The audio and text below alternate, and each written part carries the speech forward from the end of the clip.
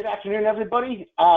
This is Chris McKeffey, Head of National Sales here at BX Partners. I want to welcome you to this week's edition of BX Presents, where we're going to take a look at some of the things that were going on last year that would appear to the casual observer to be pretty extreme, and then go into a little depth about whether these trends are likely to continue, whether we're likely to see more of a reversion to the mean, etc.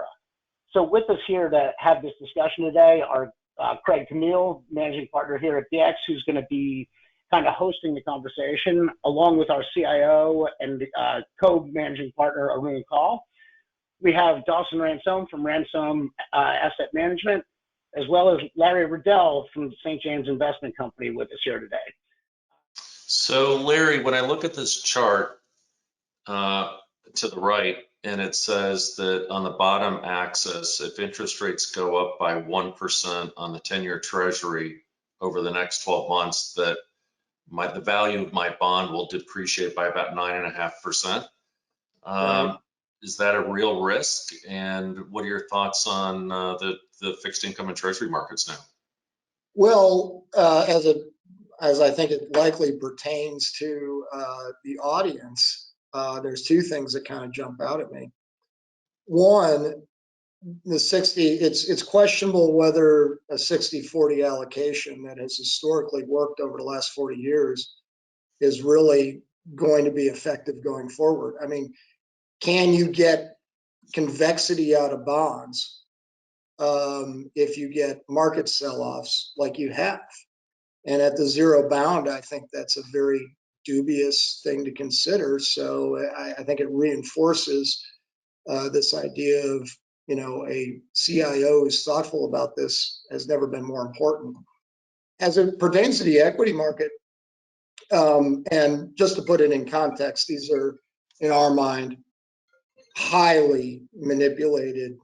I mean, the central banks manipulating interest rates is extraordinary. And when you have $13 trillion globally at negative real rates, I mean, that would never happen with a thoughtful investor. It's simply policymakers intervening.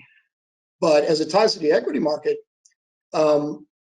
market by every metric is as expensive as it's justified, as it's really ever been.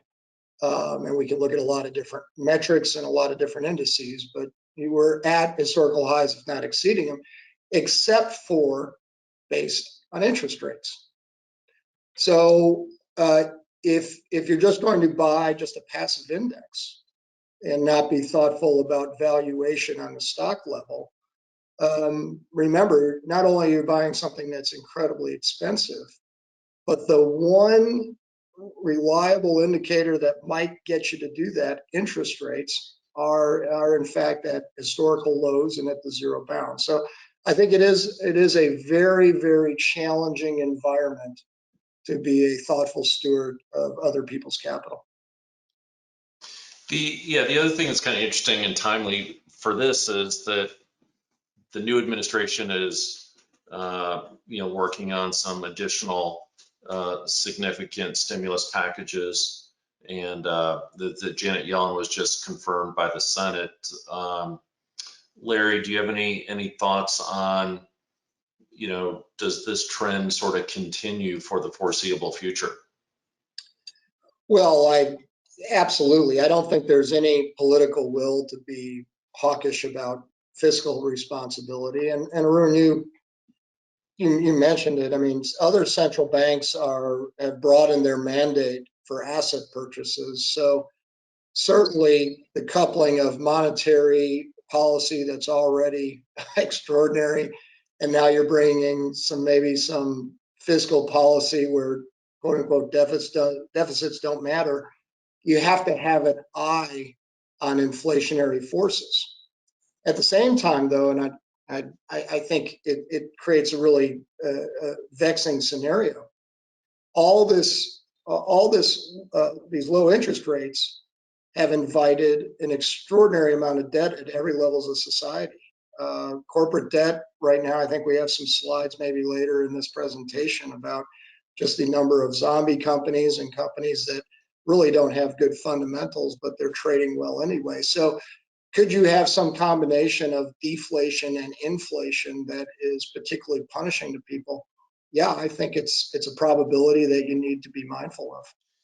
Dawson, you spent a lot of time working on this project, looking over lots of spreadsheets and seeing some interesting data. What are your key findings when you look at this chart? Yeah, it's it kind of all, and to me, it all ties together. And the way that our presentation flows, it starts with interest rates, and a lot of my work is discounted cash flow related. So, the valuation is a function of the discount rate.